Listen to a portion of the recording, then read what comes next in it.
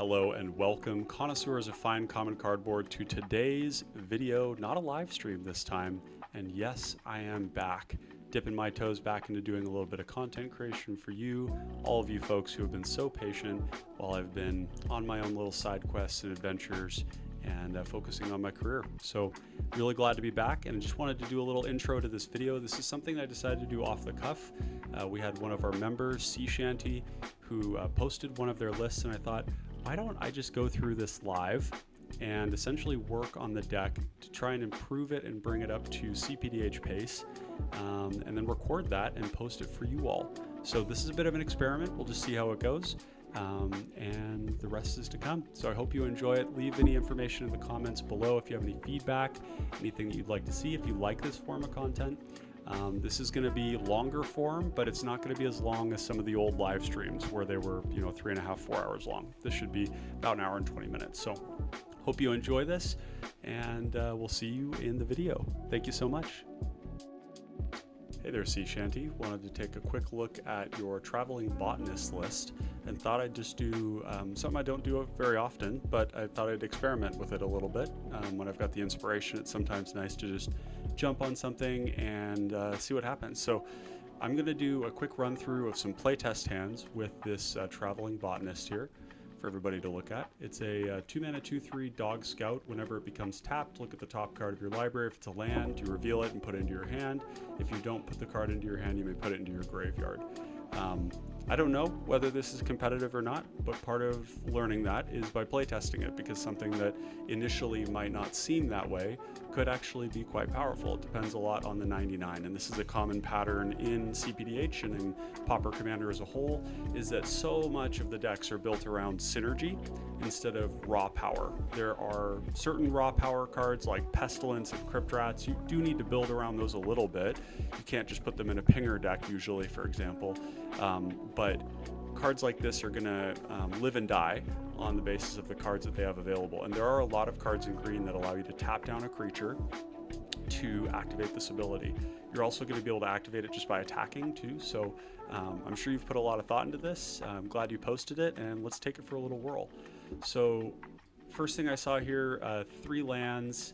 We have a Cittanul Stalwart, which taps down an artifact or a creature to make a mana of any color for 1 mana. This is exactly the kind of thing we want in our opening hand.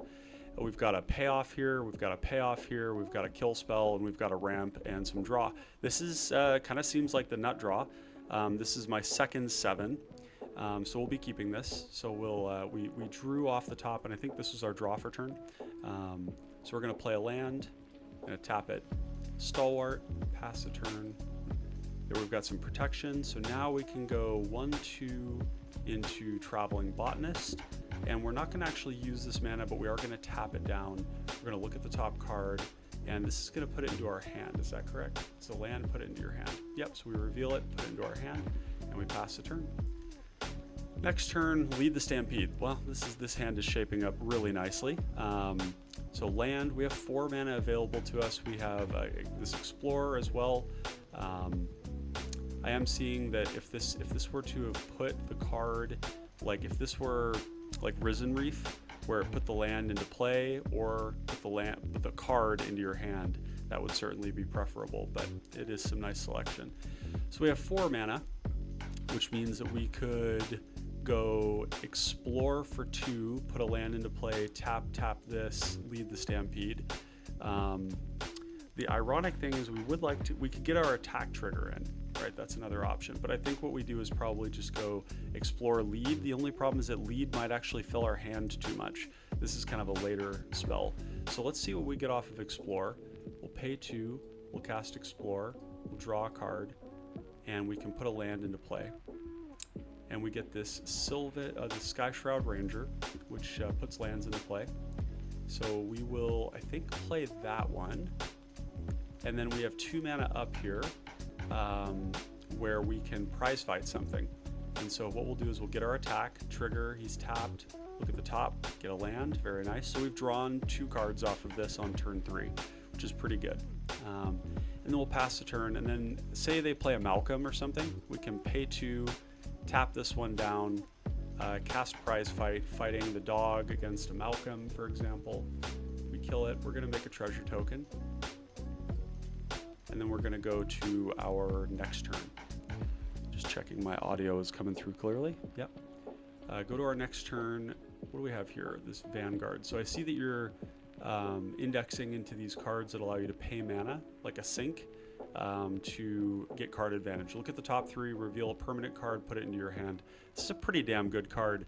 And this whole mono green archetype, you don't have to necessarily play cards that are traditional card advantage if you ramp really hard and you have mana sinks like this. And this is essentially kind of like a strategic planning, or a small impulse. And it is expensive, but if we make a lot of mana, maybe that doesn't matter so much. So, okay, so we have our 5th land drop on turn 4 because of the Explore.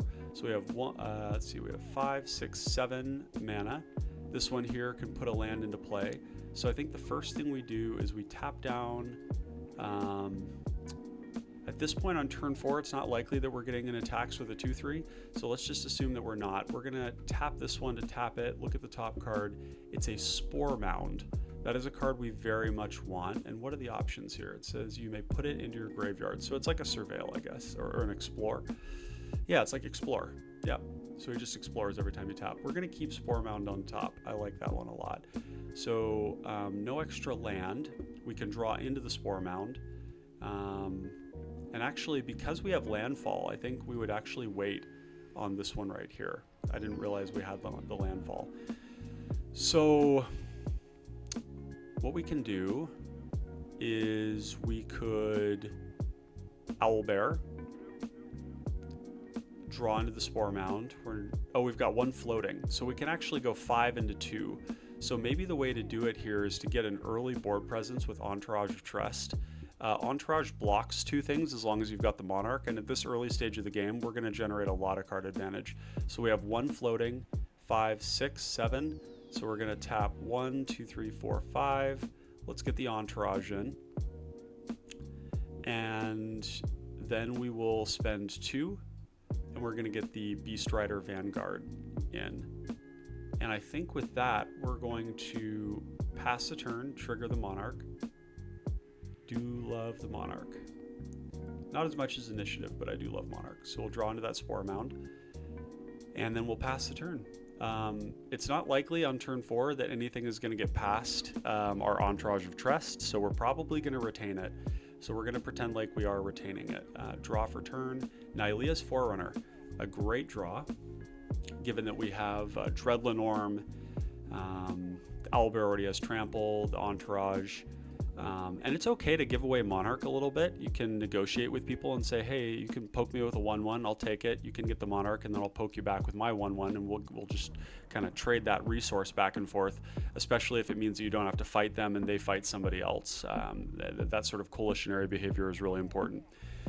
So we have, let's see, 6 mana available, no land for Spore Mound. We have Lead the Stampede. We're pretty flush on big boys, but not a lot of mana. So there's a part of me that thinks maybe we first of all want to tap this down, and we might Lead the Stampede to see if we could get like a bunch of mana dorks, or we could just try and draw cards. Either of those are perfectly reasonable. Nothing here is really worth protecting yet, so I'm not super worried about that. Let me see. So we have, we're basically flush on action right now. We just don't have very much interaction, but I think that's kind of to be expected in a deck like this. So I think what we can do is start by going tap the Cittanul Stalwart for the Botanist. Look at the top. We have a Quirion Ranger. That's really busted with Spore Mound. So I think what we're going to do is leave that. Use 1, 2, 3, 4, 5 for the Owlbear. Let's draw into that Quirion Ranger. Oh, would have been nice here too if we had gotten Spore Mound down. Yeah, there's no way to get this card and then keep going, so that's fine. We'll play this Quirion Ranger, and then we can basically bounce a land, replay the land. It's a shame there isn't a way to loop this because this is sorcery speed. So one way we could do it is bounce the land, replay it, tap it, And then if we had a way to return it to our hand, we'd be able to put it into play with the Sky Shroud Ranger, but you can only activate this once per turn. So there's really no reason to bounce it, except for the fact that we could pretend like we have interaction. And we can, oh, actually we can untap this. So now we have 2 mana. And 2 mana is better than 1. Oh, actually, you know, we would untap this. And then I think it's fine to throw this away to try and draw another card right now. So we untap this and we just go to combat. We attack, we get our trigger. We have a Wild Heart Invoker. We don't really need this anymore. We have a mana sink here. We have lots of card draw. I think we can put this away. And oh yeah, so we just have this one. Yeah.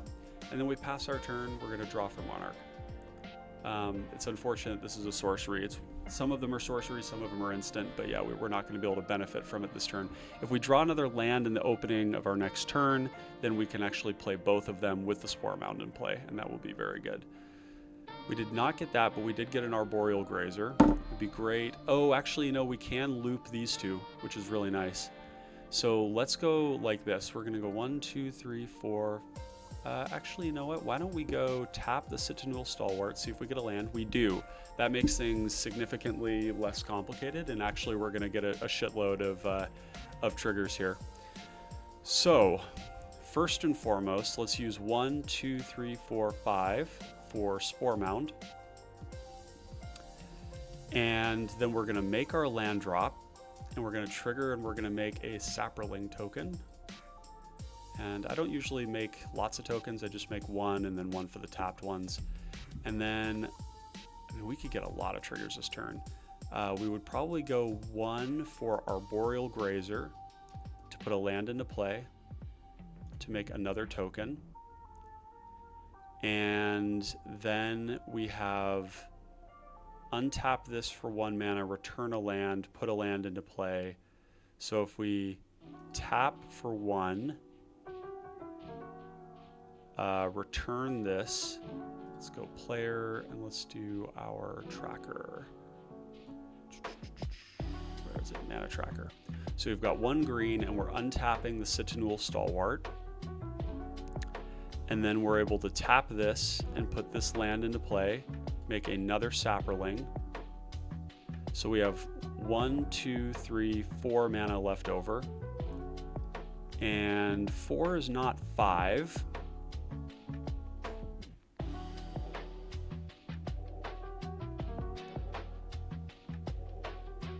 4 is not 5, but it does allow us to, let's see. Maybe the way to do this was actually to not float. Yeah, I didn't need to do it that way. So we would just have, yeah, we would just have this. So yeah, now we can pass the turn. We can hold up Dread Lenorm protection. Not that we really have anything worth protecting, but I think at this point we do go to combat and we can attack with both of these creatures and we can hold up our protection. You know, the Spore Mound is doing nice things right now. I don't know if that's going to be the most threatening thing to people. You know, it's also possible that we just attack with the Owlbear and it's like virtually impossible to hit us. We have a reach creature as well, just so much fodder. So I think we can attack with this. We push a little bit of damage and we're going to draw off of the Monarch. Nyxborn Hydra is going to go hard as hell. This is actually what we're going to protect with the Dread Lenorm. Whatever, actually not necessarily. We could cast this and if somebody kills the thing on the stack, it just comes in as a big creature, which is totally reasonable. Yeah, so I doubt that we need to protect anything here. We're really, I mean, we're doing powerful stuff, but like, what do you kill? Like, the Monarch is already in play. You could kill this, sure. You could kill the Spore Mound if you didn't want us to have so many blockers. You could kill the Vanguard if you wanted to deny us some card advantage, but we've got plenty of that. Owlbear, I don't really know. So it's not likely that we have to do anything with this mana, just to be completely honest. So does this allow you to put 2 +1/+1 counters on target creature and untap it? It gains hexproof. We could actually use this as a combat trick for someone else. So let's just do that. Let's do this, tap this down, and we're gonna do this to mess somebody's day up. That can be really, really disruptive. when somebody uses combat tricks on someone else's creature to mess with combat. And I think that given that we don't have a lot of interaction, I think giving it hexproof, untap it, 2+1/+1 counters, it's actually pretty good. It's one thing that I wish this card did differently is I wish it were just a bad Snakeskin Veil. If it was like 2 mana, +1/+1 counter, hexproof, or even 3 for hexproof and untap it, or 3 for 2/2 hexproof, I think it would have been way more interesting to me, but at 4 mana, it's really hard to justify holding up. So anyways, we'll do that. Untap, we've got a land. We're gonna get 2 landfall triggers because of the Spore Mound. This is where we actually probably go Hydra. We have 1, 2, 3, 4, 5, 6, 7, 8, 9, 10 mana, so we could cast this for 7, which would be 5/5, bestowing it onto something that does not have trample, something ideally that is relatively small. We could put it on our commander. It's actually a pretty good target for it because then we can actually attack with our commander. So let's do that. We'll go 1, 2, 3, 4, 5, 6, 7, which will allow us 3 for this right here. And we'll go Nyxborn Hydra on the Traveling Botanist. And this will be, let's shift it over here so we can put counters on it. 1, 2, 3, 4, 5. And how does this work? Is this actual counters? No, it gets +1/+1 for each +1/+1 counter on the Hydra and has reach and trample. Okay, so yeah, 1, 2, 3, 4, 5. Now it's big, like a 3-shot. And we can play our land for turn. Make one of those. We have 1, 2. Let's attack first. It would be nice to get the Forerunner down, but I think that's going to be a next turn thing. We're going to attack first, and we'll attack with this, and with this, and with this. And we're going to get a trigger, and we're going to get a land. That's actually really big. And then something spicy we can do. So let's tap this, and we're going to... Let's just tighten things up here a little bit so we've got room for all of the lands. And by the way, this is turn 7. It's pretty significant. We're presenting a lot of threat here. So now we have 1, 2, 3, and we can actually untap to play something else. So we could tap 1, 2, 3, 4 because we can untap with Aquarian Ranger, or we could untap this and then tap that. That's probably the way to do it. So we'll untap this one, returning one of these basics to our hand. And then we can actually do this at instant speed. We don't have another land drop, so we would actually have to tap. Let's see, 1. Return a forest, untap a creature. So on the stack, I guess we would tap down like one of these. Let's just tap that one for good measure. And actually this would have to remain tapped. I thought we were gonna have 1 mana left over. I think I did something weird here, but I should have enough mana to do all this while leaving this.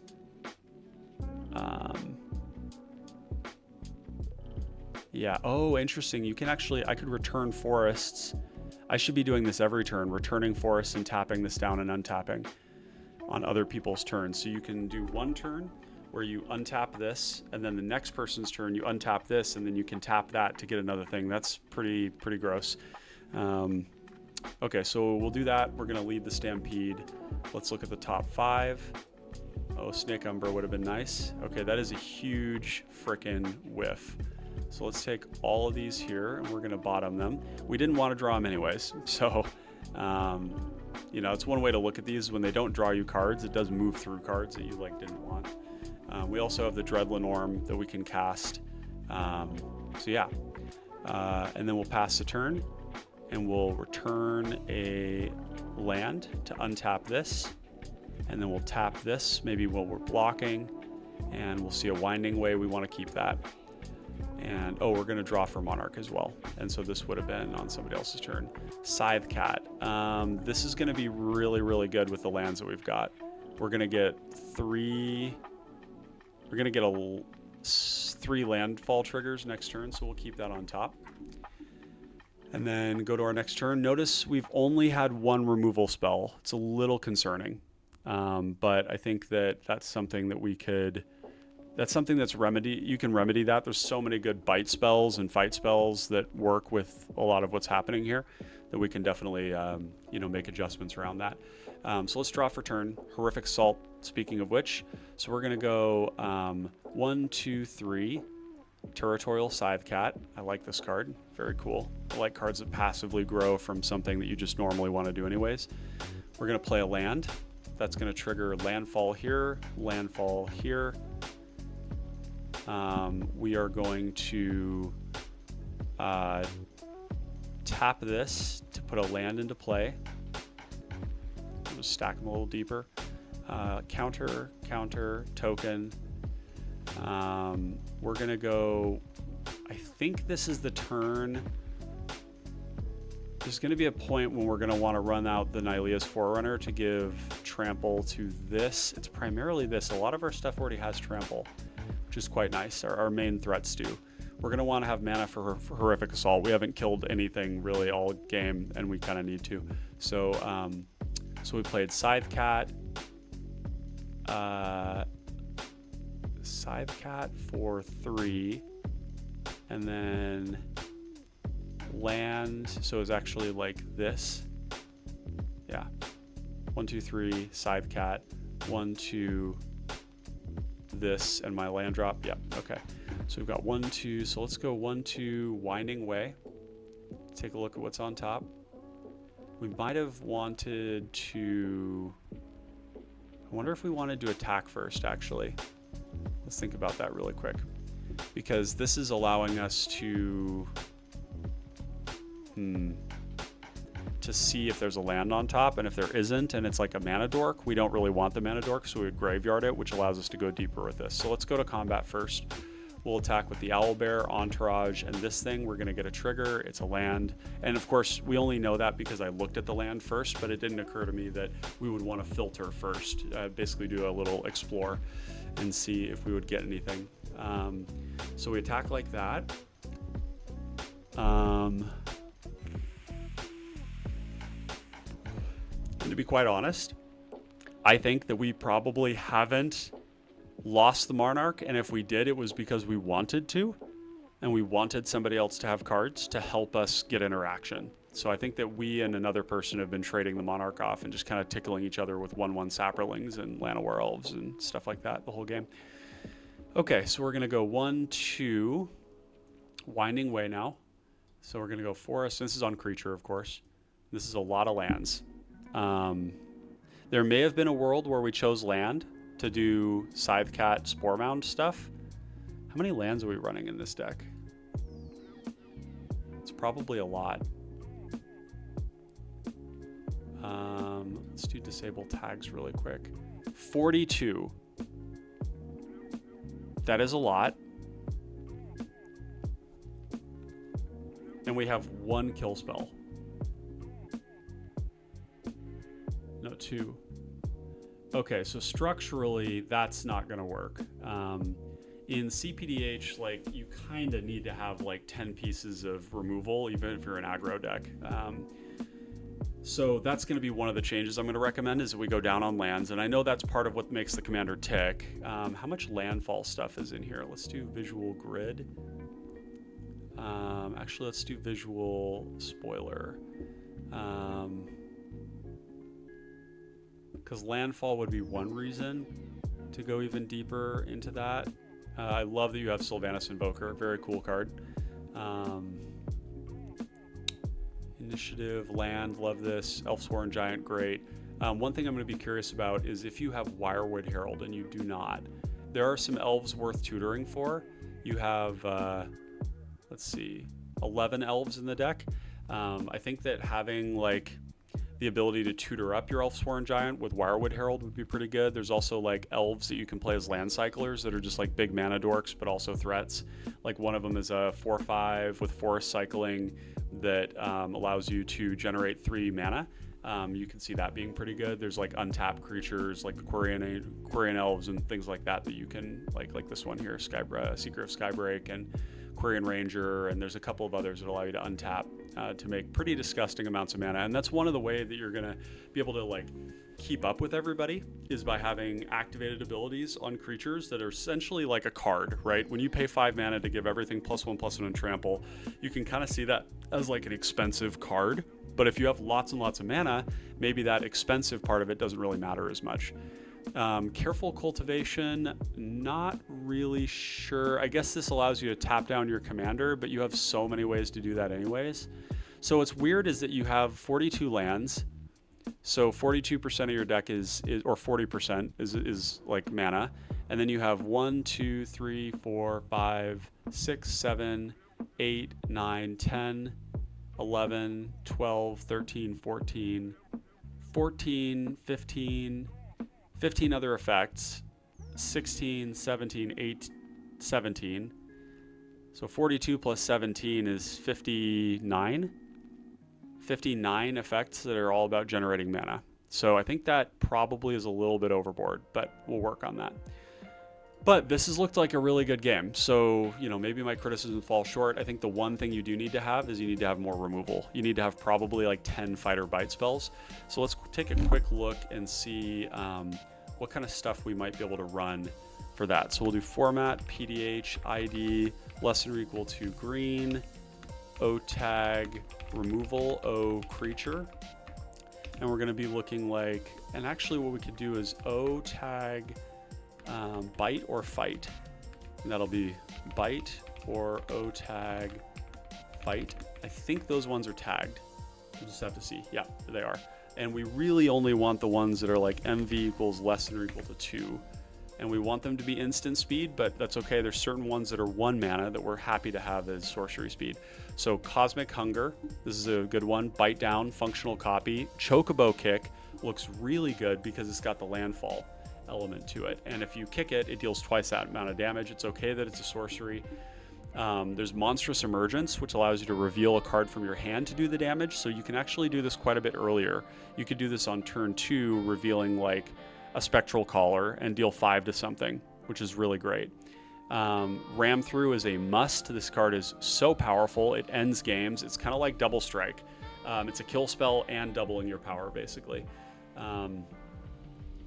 You could, does it say bite? Yeah, this is not all the fights and bites. So we probably need to go O tag removal, and then say creature, and then let's do O not flying, because otherwise we're gonna get the ones that say destroy target creature with flying, destroy target enchantment, and destroy target artifact, surveil, or something like that. So there we've got 1, 2, 3, 4, 5, 6, 7, 8, 9. There you go.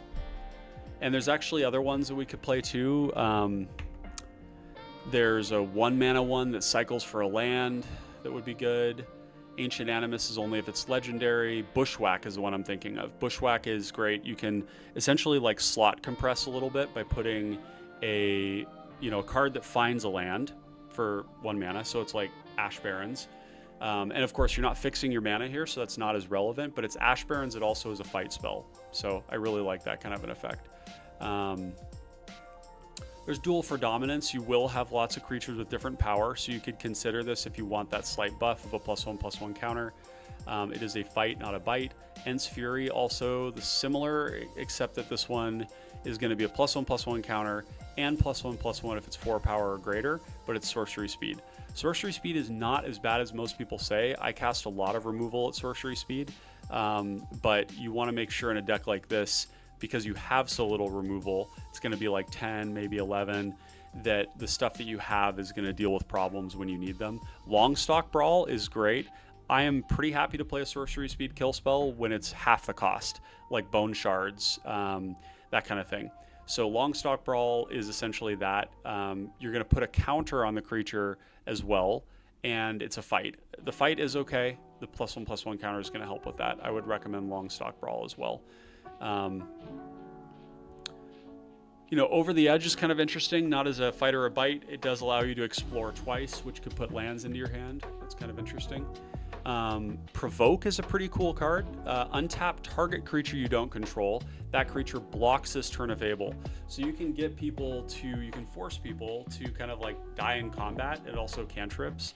That's a very interesting combat trick. You can also attack somebody, make their thing block one of your things, and it dies, and you get, you know, so it's a cool combat trick removal spell kind of a thing. Smell Fear is good if you have like counters to proliferate, which not super much in your deck. Although I think that in mono green, it would be really wise to have a counter sub-theme to go with Evolution Witness. Evolution Witness is a very powerful card. The ability to return any permanent from your graveyard to your hand while also making a 4/3. It's like in 2 installments, so it's like 3 mana. It's an elf, which means you can tutor it with Wirewood Herald.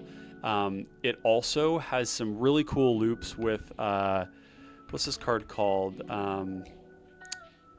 5, so it's MV equals 5, type elf, rarity common, O return, O graveyard, O hand. Yeah, Wildwood Escort is an elf that can return a creature from your graveyard to your hand. So what you can actually do is set up these loops where you basically can get, if you have Evolution Witness and it dies, and you get Wirewood Herald, you can tutor up Wildwood Escort to get back Evolution Witness to adapt it and get back other things. It's a nice value loop that's like within, you know, the elf kind of package. It's quite nice to be able to do stuff like that. I'm trying to think of the other.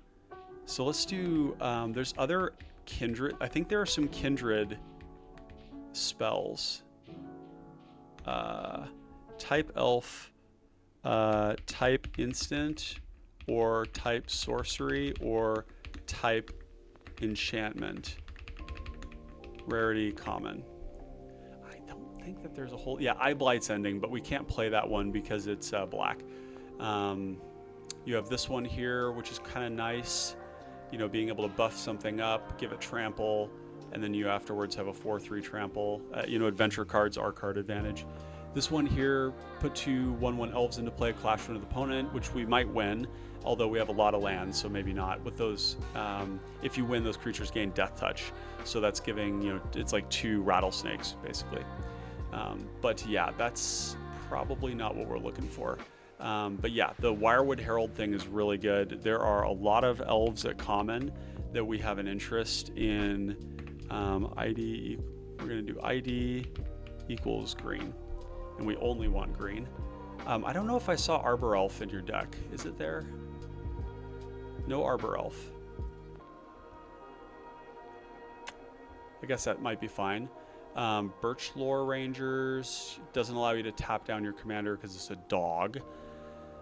Brightwood Tracker, reveal a creature. That's only once per turn, but you do have lots of untaps. And there's some, oh man. Yeah, it's almost tempting to have like this be like an elf deck, but at the same time, if we're elfing, we're actually doing it worse than Dionys. So this is actually not about elfing, it's about making big creatures like Elvish Aberration. This is one I was talking about before. There's also, you know, Elvish Branchbender, but again, this is all kind of going into Dionys territory, and you really should just play Dionys if you want to do like powerful elf aggro, big mana elf aggro type stuff. It also, Wirewood Herald allows you to find Entourage of Trust. That was the one I was thinking of. And it also allows you to find Fierce Empath. So you can find Fierce Empath when it dies. You can like fight or bite something or block. Play this out, get something big. There's some big ones like, I noticed you didn't have Annoyed Altasaur. Annoyed Altasaur and Maelstrom Colossus are both like really, really good because of the Cascade. I can't, it's Colossus. I can't remember how to spell Maelstrom. It's a little complicated. where is it? Maelstrom Colossus. So 8 mana, 7/7 Cascade, and then your you probably know all this stuff, so I'm sorry if it's tedious, but Annoyed Altasaur, like really gas. If you have a lot of lands, this is going to go right past them, and it's going to hit something. You know, if it hits a Mana Dork, it doesn't feel very good. If it hits like an Owlbear or a Land Cycler, and notice it's 7 mana, which is kind of like the sweet spot when you're looking at your costs. Everything is underneath that. And I think that's one of the other thing too, is that you're kind of lacking like enough meat, like chunky boys. Now we had a good draw here where we, you know, kind of had the nuts, but yeah. So anyways, I hope this little video thing was useful for you, and for everyone else watching it, let me know if you like this format, and maybe I'll do more of this in the future where we can kind of like do a quick deck tech over video like this. But yeah, we'll catch you guys on the battlefield. Peace out, connoisseurs. Much love. Hey there again, Sea Shanty and friends, Ryan from the future here. I realized in the making of this video as I was uploading it to YouTube that I failed to actually go and make any changes to the deck or to provide you any recommendations that you would actually be able to apply after you had seen this. So I want to take a look at it again, and we're at 88, so it looks like I might have cut one card that was untracked here, but I've gone through and I've added 38 cards to the sideboard. And what we're going to do is go through these one by one, bring them in, and then we're going to make cuts as necessary to bring the deck up to speed, at least in the way that I think that it would thrive. So let's start with that. I went through all the sets going back to MH3 and scanned all of them for green cards that might be useful to what you're doing. This is not comprehensive, but I did look pretty deeply for what we might be looking to see. So let's go through the sideboard one by one. First one that I thought of was this Avishkar's Raceway. Basically any land that allows you to generate some value is going to be pretty useful. You're going to have a high land count. I think we're probably going to go down from the 40, we had 44. It's just a staggering number of lands. And that's actually in part because these land cyclers were not counted in that initially. That's just a really high land count. And I think we can still benefit from this card by binning, you know, this lower end stuff without having it be draw a card every time. We do want to hit our land drops, but this is going to be too many, which because we're mono green, we can afford to have a couple of colorless lands in the deck. So we're going to bring in a Avishkar's Raceway. And for those of you that don't know, Moxfield is a really cool thing on PC, and maybe it's on Apple too, but really on a desktop, where you can drag it over and you can allocate it like this. You'll notice some of them have an exclamation mark. That's a global tag. So I'm globally tagging this as a draw spell and as a land. And notice because I'm bringing it from the sideboard, it doesn't allocate it. You know, if I had this in the main board and I dragged it into a category, it would immediately zoop over there. And if you want it to be in two categories, because really Avishkar's Raceway is doing double duty, then it becomes a little janky. So sometimes it's nice to move things into your sideboard, tag them, and then take them and drag them into the main deck, where they then go into lands and they go into draw. Let's see, where did it go? Did it not go into draw? Am I not? Oh, maybe I put it under ramp. Oh, there it goes. Yeah, under draw. So looks like I just didn't drag it in fully. So yeah, Avishkar's Raceway, you know, getting your speed up to full might not happen if you draw it late, but if you draw it early, it will start to work. And being able to draw, discard, loot away lands or loot away, you know, lower end stuff is going to be nice value, and it's not going to cost you anything. Very low opportunity cost. We're also going to play Bushwhack. Bushwhack is removal, and it is also a land. Bushwhack says you can search your library for a basic land card, put it into your hand, and then you can also fight something. So we can always get a land if we need to in the early game, or we can use it as a kill spell. One sec, we've got a car alarm going off. Hold on.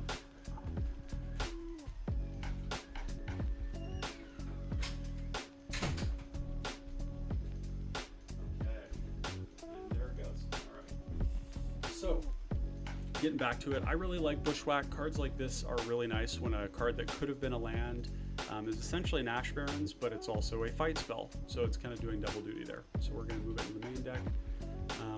This also, just in terms of cuts, this one here, Elvish Scout, we're going to cut this one. This one is pretty low value. I see what you're trying to do with it, but there's so many other better ways we can benefit from our taps instead of just like attacking, spending a mana, untapping, that kind of a thing. So let's just move that into considering.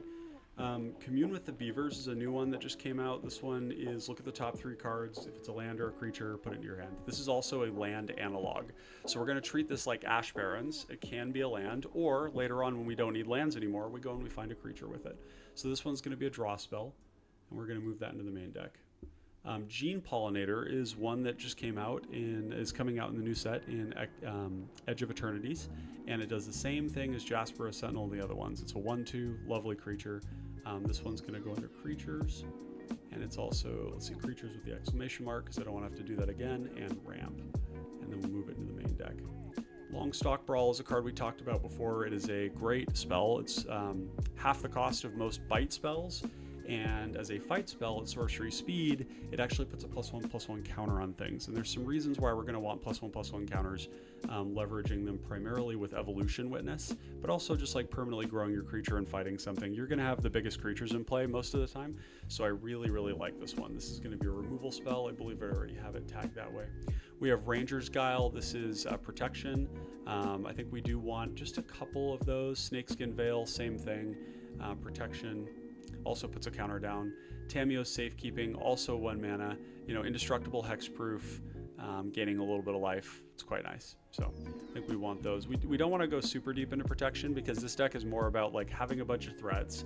And if they kill one, well, we've got a whole bunch of other ones. So it's not that big of a deal. But we do want some ability to interact when it's critical. Vines of Vastwood is really important. This is kind of a green staple because you can also target your opponent's creatures, not only to interrupt them if they're enchanting it with Freed from the Real or a Flicker or a Banishing Knack, any manner of different things, a Careful Cultivation on a Pilipala. There's a lot of different ways you can use this as kind of a counter spell, but it's also a +4/+4.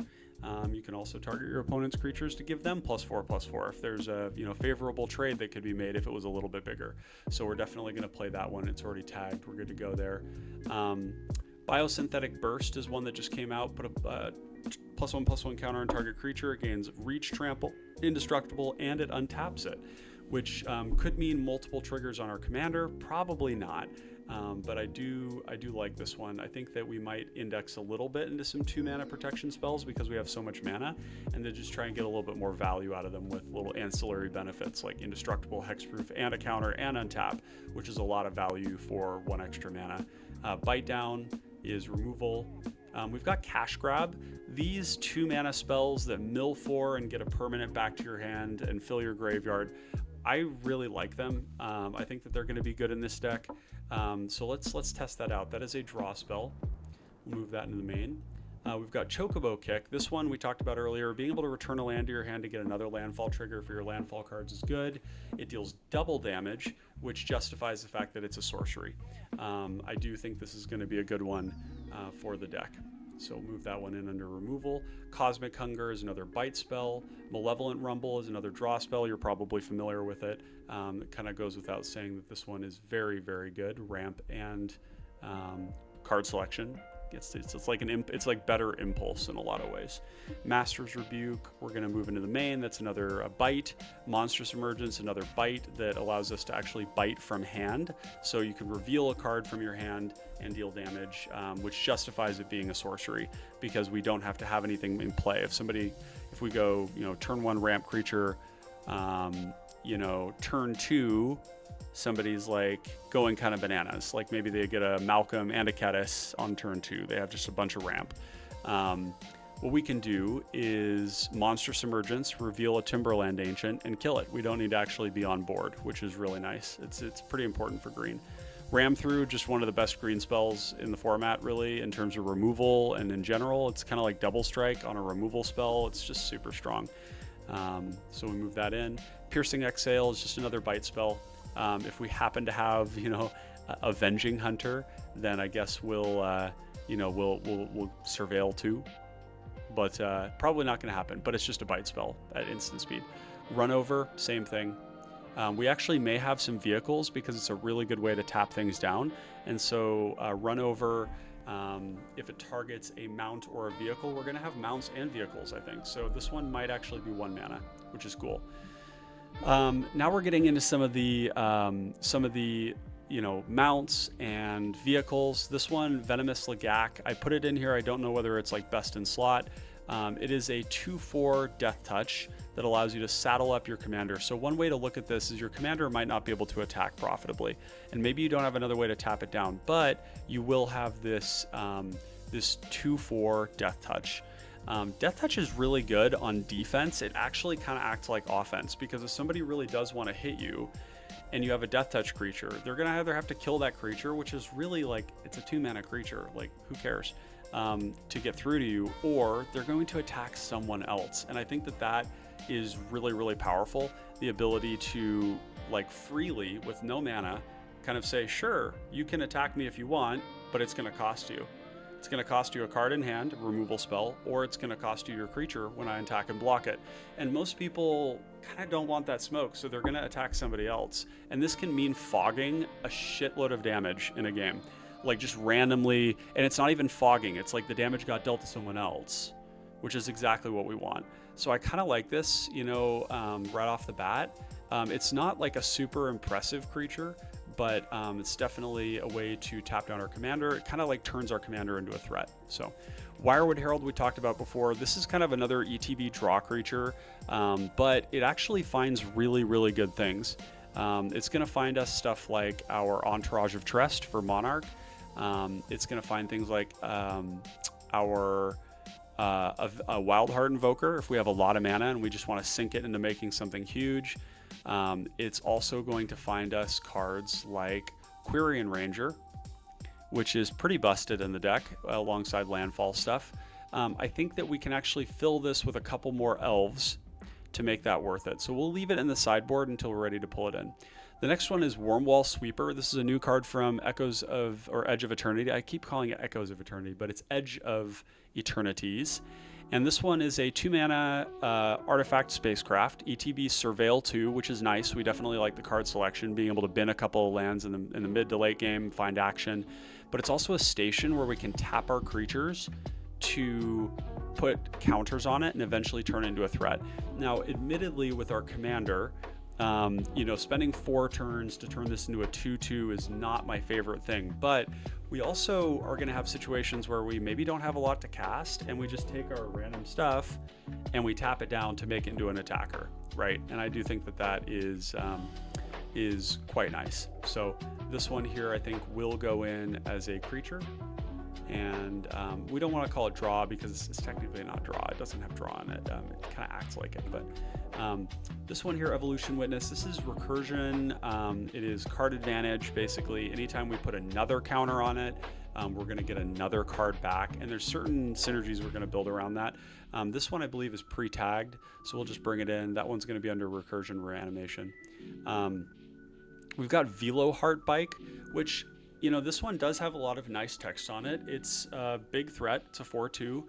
It probably dies in combat, but it gains a little bit of life. It allows us to tap our commander to crew it, to either attack with it or to ramp with it. And I think that this is nice on curve. It's a little weird that it comes down after our commander.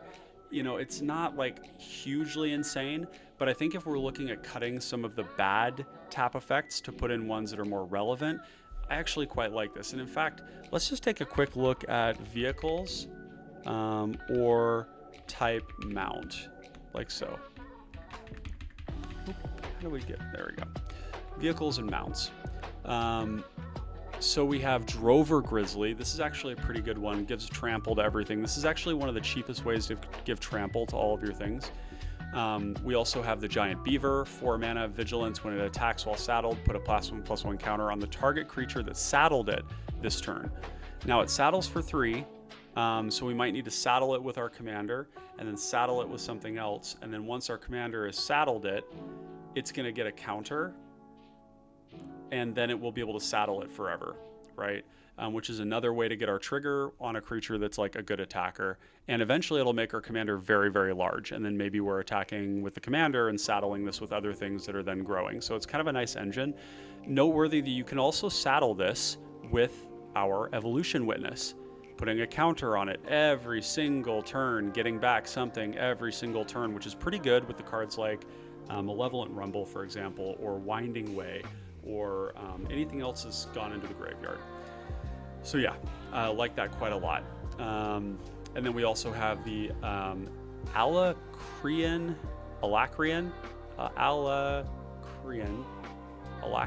Jaguar, which is a 5-mana 4/4 Vigilance. When it attacks while saddled, it becomes a 6/6, and it only needs to saddle for 1. So I think this one's pretty good. 6/6 Vigilance is like really strong, and being able to, you know, potentially like saddle and then untap your commander that's saddled, and then saddle it again to block because it's vigilant is really good. Vigilance also has that function where it kind of like makes people attack other things when they're big, because they're like, oh, well, he can just like saddle up his creature and block me because it's vigilant. So that's another one there. So yeah, let's bring in the Velo Hard Bike. That one might end up being cut. The next one I wanted to talk about is Master Chef. This goes down that counters route again. If we play this out, our commander then has this ability where all the creatures that enter the battlefield are going to enter with a counter on them, which is really, really good. I think this is generally something we really like, and yeah, just kind of force multiplies everything that we do. Some of our untappers, like these 1/2s, like Jasperus Sentinel, Gene Pollinator, Loam Dryad, these becoming 3 toughness is really big, because it means that we're not going to get killed by random sweepers. So I quite like that. This one here is under protection. Yeah, and this is under, I'm going to put this under anthems, actually, anthems and buffs. Because that's what it does. It's basically antheming our team. Alacration Jaguar, this is going to be under creatures. Giant Beaver is going to be under creatures. And Giant Beaver is also going to go under anthems. There we go. Yeah, Ivy Lane Denizen is a card that should be in the deck. It is tutorable as an elf. It is really, really, really, really, really strong. This card alongside Evolution Witness is a combo, and guess what? They're both elves. So if you draw one and then you draw the other, then you've got it. Or if you draw one and you draw Wirewood Herald, all you need to do is make Wirewood Herald die with a fight with like a bite spell or blocking or attacking or whatever it is, or it dies to a Wrath or an Edict or something like that.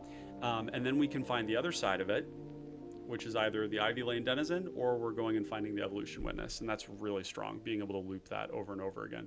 This card is busted good, and we're going to be very happy to have it. It's also just allowing you to selectively buff up things like over and over again, like when you're playing out your random shitters and your big boys and you're like loading up, you know, your tramplers, like turning Drover Grizzly into like a 6/4 that can attack repeatedly while saddling and trampling everything. It's just really strong. We've got Sagu Wildling. This card is really, really playable in your sort of like mono green decks because it's a land for 1, and then, you know, later on you might draw it again. Actually, I'm realizing this is an omen. Sorry, pardon me. I really do not like omens. So it's like an Ash Barrens. It can be a land early, and then if we draw it late, then it's a 3/3 flyer instead of a land. I'm going to leave this in the sideboard. I don't know, not a big fan. We've got the Jaguar. Let's remove that one there. We've got that. Skybox Fairy is pretty sweet. This one's nice. You can cycle it to draw a new card, or you can crew it and it becomes a 4/4 flying. And the nice thing about this is that not only is it crewing our commander, but 4/4 flyers like really get the job done. They are strong. Think about the number of like limited games you end with like a bunch of flyers, or like a flyer, a 3/4 flyer that scries 2 for 5 mana just wins games in limited. And in many ways, cPDH has a lot in common with limited. So I really like the include of this one, and it can cycle as well in a pinch, which is great. Balam T Rexar is basically like one of the best land cyclers we've ever gotten. It is 6/6 trample for 6. It gains 3 life. I really like this card. It's going to be a land. I always include land cyclers under lands because that's what they are. They also find lands. And it allows you to kind of like measure how many land sources do I have plus lands. So like right now we have 47 lands plus land sources, right? And I think that that's really good. Colossal Dreadmask is just completely and utterly cracked in this deck. It's just so nice. We're going to always be able to re-equip it, and it's not going to feel like a lot. Whereas in other decks, it's like, ooh, I have to spend my whole turn getting my threat back. In this deck, it's like, here's my Dreadmaw, and if it dies, I'm going to equip it to my commander, and I'm going to start punching you for 8. This card is very, very good. This is going to be a creature. It's also going to be a Anthem and buff. So let's move that in. Annoyed Altasaur. This is a must in green ramp decks, because green doesn't have the greatest card advantage, and this card allows us to cheat very big things into play. Our split is going to be like, we're going to have a significant number of like chunky spells, and the unfortunate thing, like the classic sort of Ponza, what are those decks called, where you have like your Arbor Elf plus 1 mana ramp spell, is that sometimes you hit something that just totally sucks, or you maybe hit a protection spell, but like the upside is that you hit an Owlbear, a Silverback Shaman, the Spore Mound, a Rexar, and you're like 7 mana, I put 12 power into play. It's better than drawing a card, so we definitely want that one. It's also just randomly has reach. Dreadlenorm, I think we already had this. Oh, I must have accidentally cut it. Protection, threat, love this card.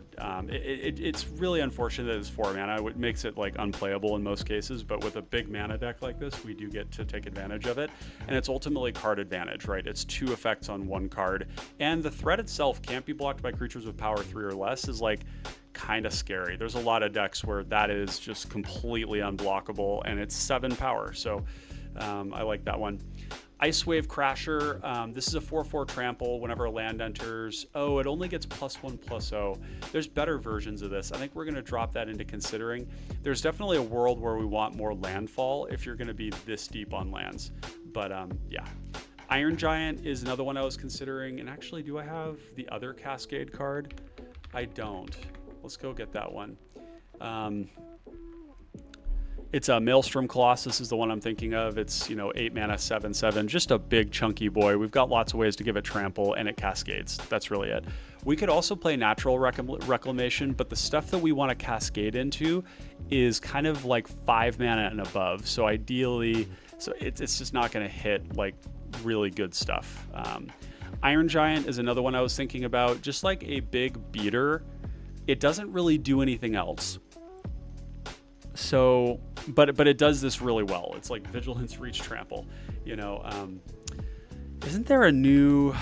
God, the new Spider-Man set has so much shit for this deck though, so we'll have to revisit it. But Iron Giant, let's leave it in the sideboard. It's not fully necessary. It doesn't give us anything back. It is a great threat. Vigilance and Trample is so sick. So let's just keep an eye on that one. Pinnacle Killship is awesome for this deck. It is just the hardest kill spell, just 10 damage. And then we can crew it or station it by tapping our creatures. So we tap down our commander to get value. We can tap down all of our random 1/1s and stuff, and then it becomes a 7/7 flying, which is great. So it's like 2 cards on 1. It's a kill spell, and it's expensive, but it's a kill spell that then becomes a threat, and it does exactly what we want it to do, which is be a 7/7 flying, which is quite huge, honestly, in this format. Warped Tusker is another one I was thinking about, and there's a couple of creatures that we could play, like Tanuki, Greater Tanuki, and what's the other one called? Krosan Tusker are really nice. This one ramps us when it cycles or when we cast it. It's a 6/8 reach, which is huge. And so if we draw it early and we need to draw more cards and we just cycle it, we're fine, right? And we can always go and get it back with some of the spells that we play. Or we cast it in the late game, and it's just great. I really like this card. It doesn't really have like a ton of homes, but I do think that this sort of like big mana ramp deck is one of them. So there we are. Let's make sure we've got these all organized for you. We've got creatures. Skybox Fairy is also going to be draw. This Velo Heartbike. So if we play it on 3, then on turn 4 we have 5 mana, and 5 mana is kind of like a lot of our stuff. So I think we will play this one. It allows us to like get our trigger off of our commander. It gains us a little bit of life, it makes mana. Then later on in the game, it's an attacker. Actually, I've sold myself on it. This is creatures, and this is also ramp. Okay, so now we're at 124 cards, so we are going to have to cut, but that's totally fine. Trying to think of other cards. Oh, yeah, you know, the other one is Monarch. We just going to play Staunch Throne Guard. It's really like as good as Entourage of Trest because it can actually attack with Vigilance. You know, if we load this up with counters, same cost, a little bit thicker, a little bit less damage, but it has Vigilance. We are so desperate for cards in this deck that we will absolutely play that. And to be quite honest, like Trailblazer's Torch being a 4-mana initiative card, we are actually that hungry for card advantage and for ways to get ahead that something like this is great. And in aggressive decks, a lot of people are saying like, well, why do you want to play this if you don't want to defend it? The way that initiative works and the way that like your, you know, Giga Brain, many wrinkles, you know, very, very smart way to play initiative is to not hoard it, but you share it with selective people. So you say, you and I, the aggro decks, we kind of don't want to die to combo. We don't want to get overwhelmed by the control deck, you know, whatever it is. So we're going to trade this off 1 damage at a time. You send your Llanowar Elf at me. I send my Saproling token at you. Huzzah! You know, and we trade this value back and forth. And what that does is that you think about what it does. 2+1/+1 counters. So both of us are going to get it. Trap is going to be 5 damage on both of us. So right there, we're looking at 4 more power in play, repeatedly hitting people, and 10 damage worth of trap. And that doesn't include the skeleton. It doesn't include goad, which can sometimes be a lot more damage. It doesn't include the Throne of the Dead 3, and we're a very creature heavy deck. I think this is exactly what we want. This also technically allows our commander to trade up with a 4/4. So even though it's not on a creature, I think it's a great card to have. I think it's pretty important. With that in mind, where do we want to go from here? We've got Explore. We've got, well, first of all, we need to cut lands. So we're going to cut lands like majorly. I think we're going to bring it down to like, how many actual lands? 38. We can have an inflated land source count with these like big threats and stuff. I think that's totally fine. It's so sick that Fierce Empath can get all this stuff. Oh, you know, Drover of the Mighty. That's kind of an interesting card. 4 mana, 2/4, reduces the cost of cards that cost 6 or more by 2, I think. What it is, it's also an elf. That would be a pretty nice thing to curve out into. Drover. Scryfall's a little slow today. That's okay. Well, this video went a little bit longer than I was anticipating, but I'm kind of liking this format. Let me know either on Discord, DMs, or in the comments for it if you like this format where we like take somebody's deck and we kind of like workshop it. I know these get a little bit long and there's really no way to fix that because building a deck or rebuilding a deck or tuning a deck is always a process. And it's important that I explain all this stuff thoroughly too, so that it's never like assumed that you, the watcher, understand exactly what I'm talking about. I want my content to be accessible to people who are not as enfranchised. So yeah, 2/2, I don't love that. I wish this were a 2/3 or 2/4, but 4 mana reduces the cost to 6 or more. So that could be really good. How many 6 bombs do we have? 4 mana, or 4 of them with 6, 4 with 7, and 1 with that. So not a lot. Which might mean that we want to be indexing more into big chonkers, but I think that one's actually going to have to come out. Where was that one? I just brought it in. It's probably under ramp. Nope.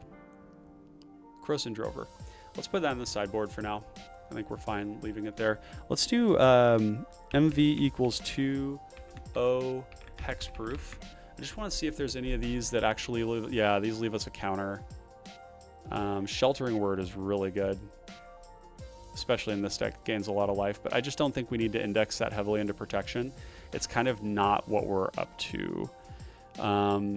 Snake Umbra is a good magic card. Yeah. Oh, great. Lovely. It's a great magic card.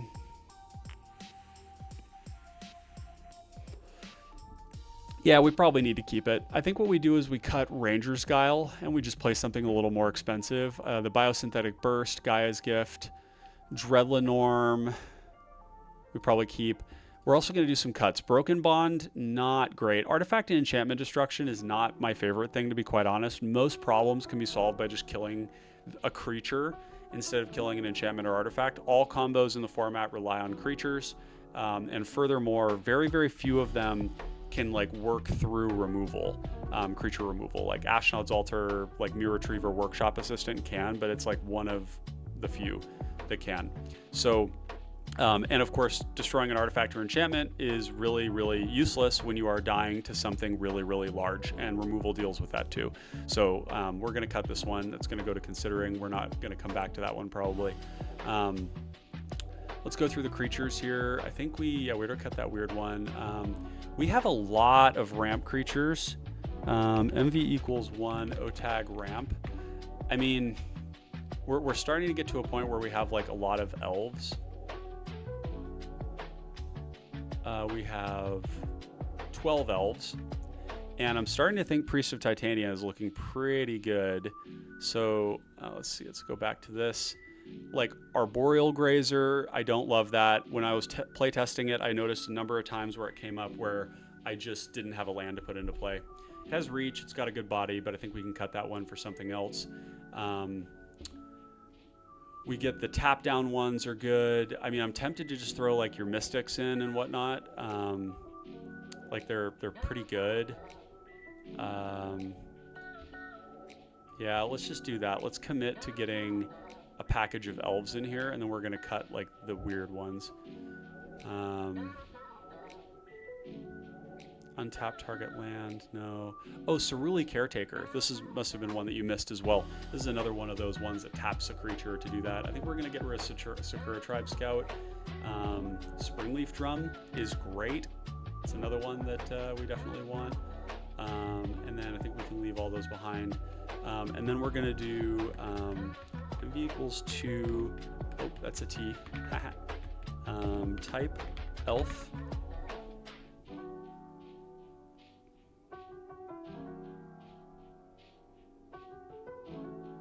Actually, now that I think about it, maybe these won't be private for only the members. I guess yeah, I mean, that would be kind of nice if we could have more. Devoted Druid's pretty good. It's also an elf.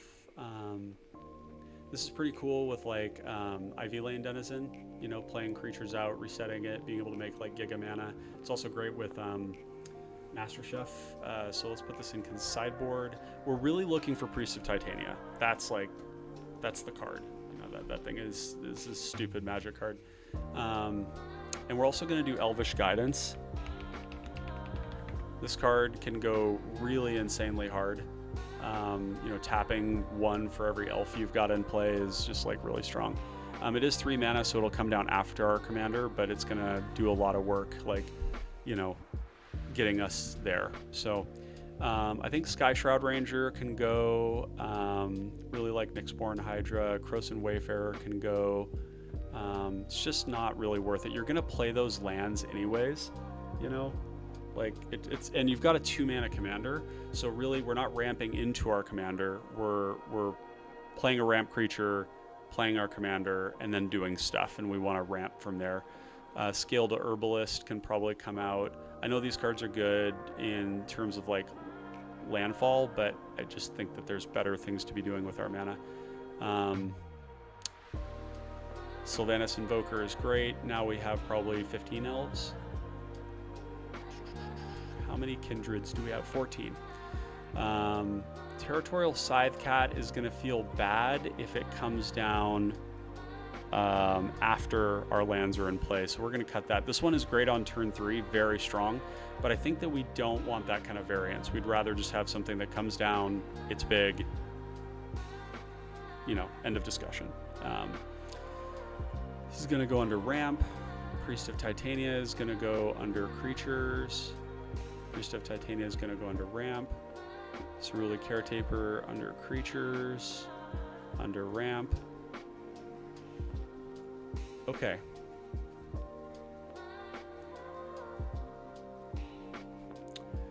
thinking of like what's some like MV is greater than equal to 6 type creature. I just want to see some like big boys, big lords and ladies to smoosh our opponents with. This is kind of cool, you know, 6 mana, 4/4, gain 4, or put 2 counters on something.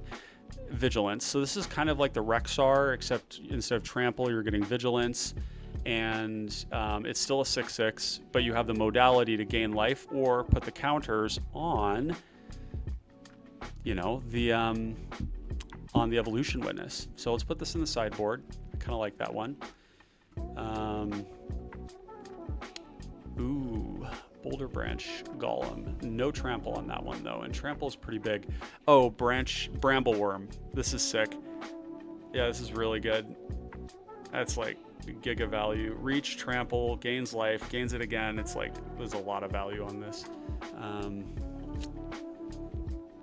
Okay, so there's going to be like infinite options in this category of things. The Shambler is kind of interesting. Graft being that like when you play a creature, there's a trigger that causes a counter to go onto it. And so if you had like an Evolution Witness, you could play the Evolution Witness, trigger the Graft, hold priority, adapt, and then get the counter and get 2 things back, which is pretty sweet. But I don't know. It's very expensive for that effect. This one here is 6 mana for 7 power with reach, but yeah, I think we can do a little bit better. Elvish Aberration with our Wirewood Herald is pretty sweet because that's just going to kickstart our mana really hard. Fangren Marauder is a busted magic card in mono green. The ability to, I mean, what this really means is that if a Malcolm player isn't drawing their deck and they are going off, everybody dies but you. And you gain infinite life.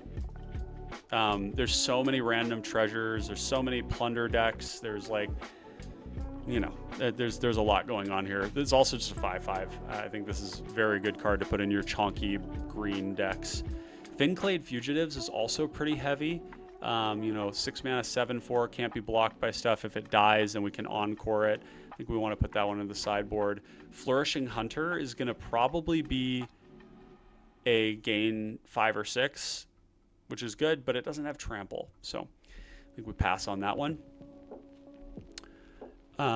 Greater Sandworm is great. This one is, you know, big, thick, can't be blocked, cycles for 2. Greater Tanuki, also being like a ramp creature, is really solid. Hamlet Glutton, we don't have like a lot of artifacts, enchantments, or tokens, unfortunately, because then it would be, you know, a 5 mana 6/6 trample that gains 3, which is quite good. Oh, that's wild. This has flash and trample. That's pretty cool.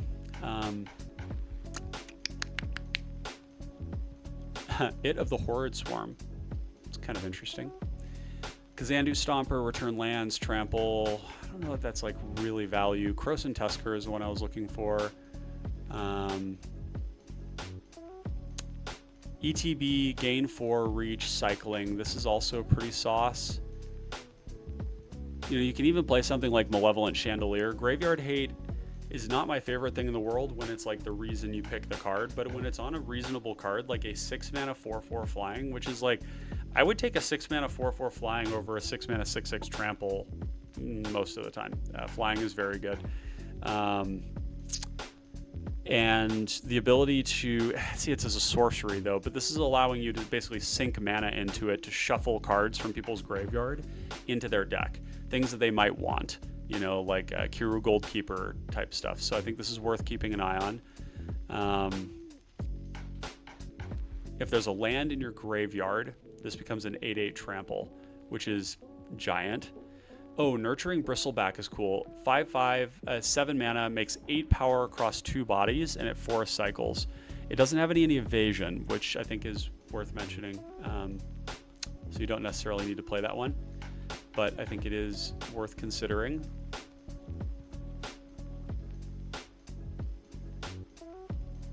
Ruin Processor.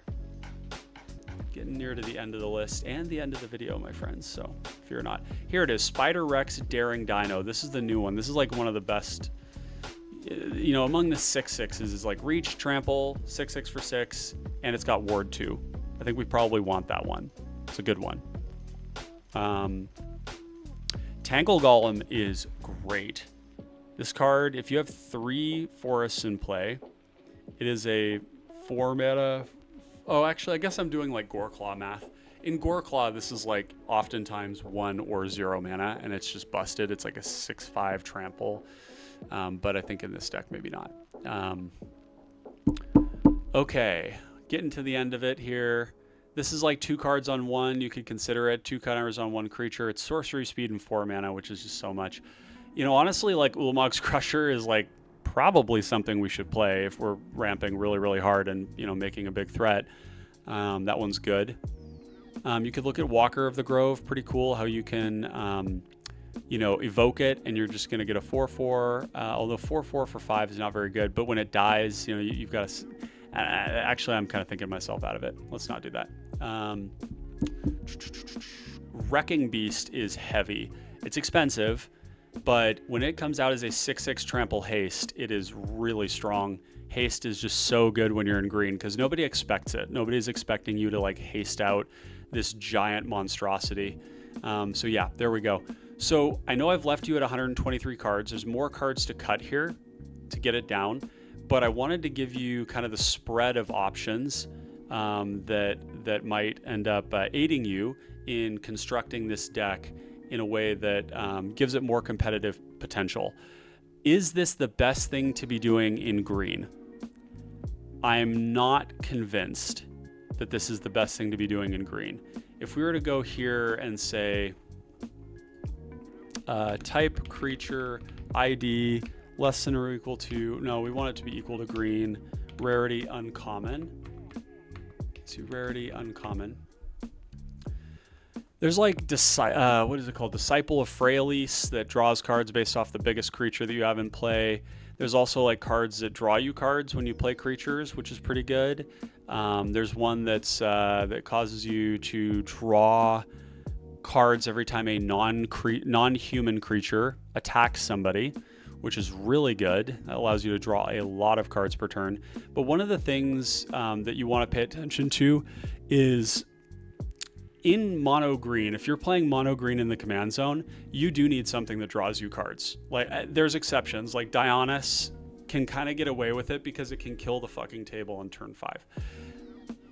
You know, it's just that is worth it. But something like Armorcraft Judge, you know, draws a card for each creature you control with a +1/+1 counter. You need ways to refill because green is pretty bad in this format in keeping pace with what everyone else is doing when it comes to cards. You know, your average game is ending on turn 9, and we don't have like hyper efficient threats really that come down early that can put enough pressure on somebody where your lack of card advantage is okay. How